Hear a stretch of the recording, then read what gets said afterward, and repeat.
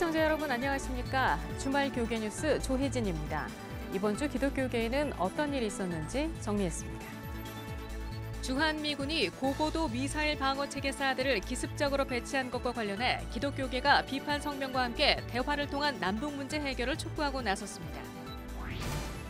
제19대 대통령 선거를 앞두고 교계에서는 투표 참여와 공명선거에 그리스도인들이 적극 참여해줄 것을 호소했습니다. 한국기독교언론포럼과 한국크리스천기자협회가 대선 관련 기독교인 인식조사를 실시했습니다. 기독교인들은 기독교인 후보보다 기독교적 가치를 지닌 후보를 더 원하는 것으로 조사됐습니다. 감리교가 3.1운동에 참여한 기독교인 1,900여 명의 명단과 양력 등을 담은 데이터베이스를 구축하고 지난 14개월 동안 전수조사한 3.1운동과 기독교 관련 보고서를 발표했습니다. 대한성공회 서울교구가 이경호 제6대 신임주교 성품식과 착좌식을 거행했습니다.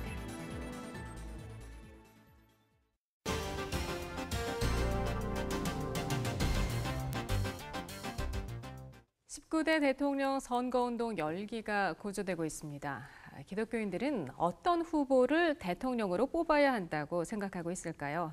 송주열 기자와 함께 이야기 나눠보겠습니다. 송 기자. 네. 한국기독교언론포럼이 이번 대선을 앞두고 흥미로운 조사 결과를 발표했죠? 네, 그렇습니다.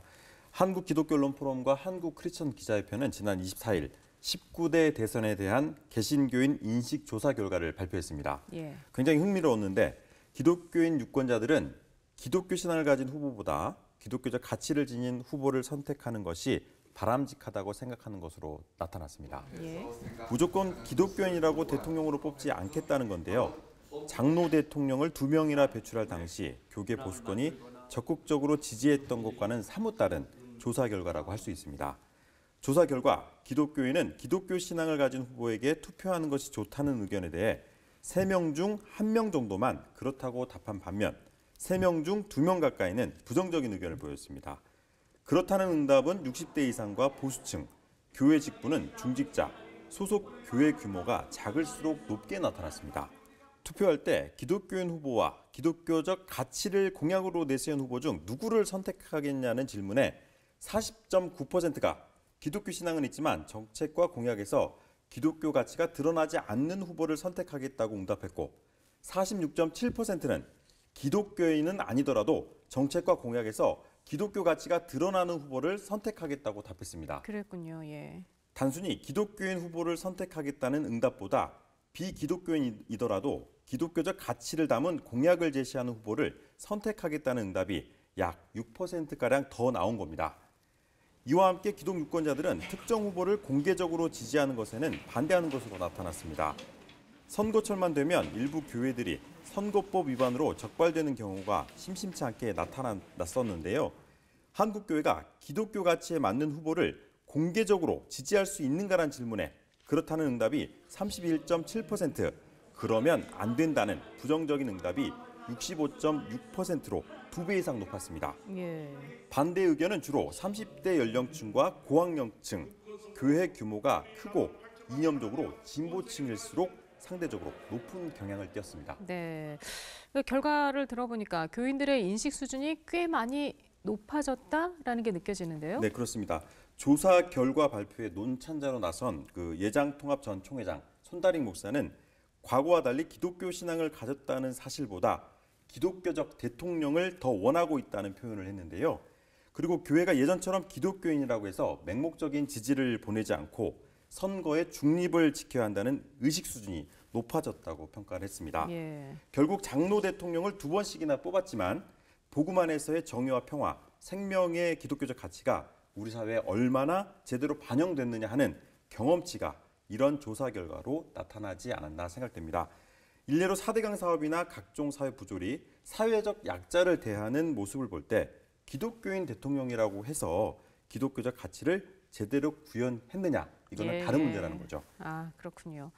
근데 기독교인들이 차기 대통령에게 바라는 바는 어떤 것으로 조사가 됐나요? 예, 기독교인들은 차기 대통령이 종교인 납세 문제를 최우선 과제로 삼아야 한다고 생각했습니다.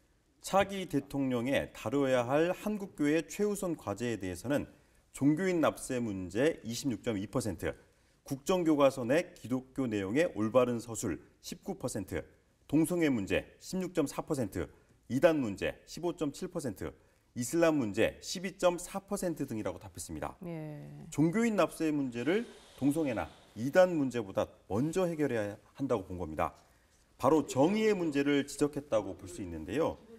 강석근 기독신문 편집국장은 종교인 과세가 선결과제라고 한 점은 한국교회 내부 목소리에 귀를 기울이고 세대 간, 계층 간 갈등을 해결하라는 신호라면서 이 부분을 간과하면 한국교회가 유럽교회를 답습하는 것은 시간 문제라고 논찬했습니다. 기독유권자들은 또 차기 대통령의 덕목으로 정직함을, 최우선 국가적 과제는 부패 청산을 꼽았습니다. 차기 대통령이 지녀야 할 기독교적 성품으로 정직함 44.8%, 책임감 22.8%를 꼽았고 차기 대통령이 해결해야 할 최우선 국가적 과제로는 부패 청산 40%, 국민 통합 22.9%라고 응답했습니다. 또 한 가지 주목할 점은 목회자가 교인들의 투표 행위에 거의 영향을 못 미친다는 점입니다.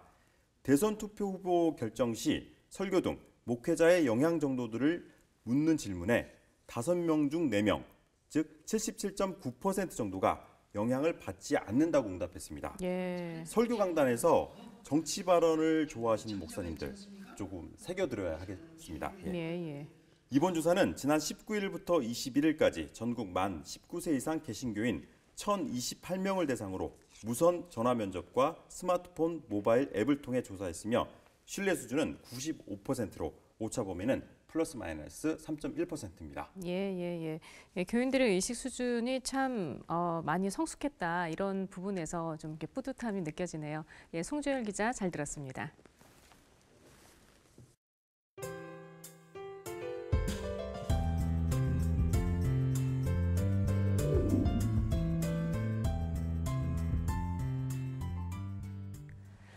그동안 예수 그리스도의 십자가 죽음을 소재로 한 문화 공연들은 많았습니다. 하지만 그의 어머니 마리아를 주인공으로 한 작품들은 드물었었죠. 이번에 예수 그리스도의 어머니 마리아에 초점을 둔 공연이 무대에 올라 화제가 되고 있습니다. 문화 현장 이사라 리포터입니다. 십자가에 못 박혀 죽은 예수를 품에 안고 있는 마리아 조각상을 뜻하는 피에타. 이탈리아어로 자비를 베푸소서라는 제목의 이번 공연은 인간 예수를 키우는 어머니 마리아를 주인공으로 한 모노드라마입니다. 극은 마리아가 아기 예수를 키우는 장면부터 십자가 형벌을 받은 아들의 죽음을 지켜보는 모습까지를 담았습니다.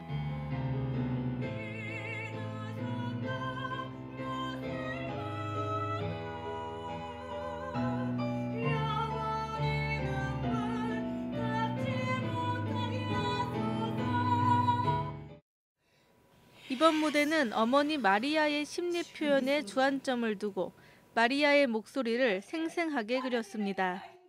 예수님과 마리아가 얼마나 이 하나님의 나라를 위해서 그리고 그것을 이루기 위한 사랑과 정의라는 측면에서 얼마나 많은 고통을 받았었고 그것이 얼마나 귀중한 씨앗이 되었는가에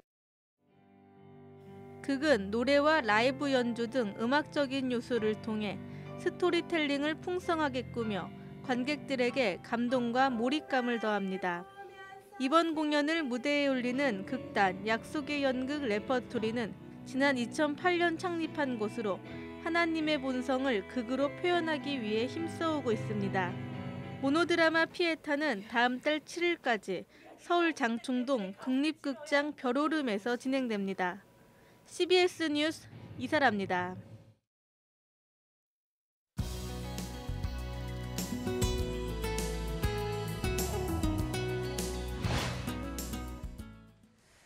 대선을 앞두고 유권자들은 각 후보들의 정책을 유심히 살펴보고 있습니다. 그중에서 좋은교사운동은 5개 정당 후보의 교육 정책을 꼼꼼히 살펴봤는데요.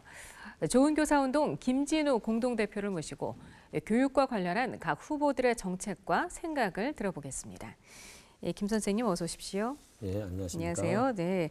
이번에 5개 정당 후보자들의 교육 정책을 살펴보셨죠? 근데 네네. 정말 꼼꼼하게 살펴보셨다면서요?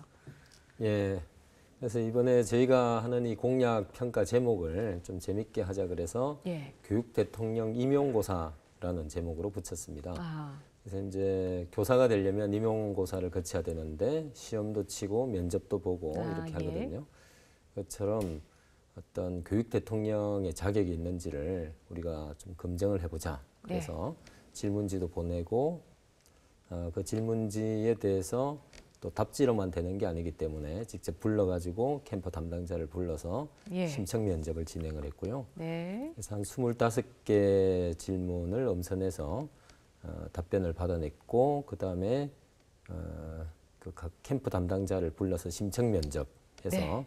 캠프당 1시간씩 1시간씩. 예, 그렇게 진행을 하고 평가를 진행을 했습니다. 이야, 이게 참 부담이 많이 됐을 것 같아요. 각 후보 담당 캠프에서. 네. 네. 근데 어떤 항목들에 대해서 살펴보셨어요?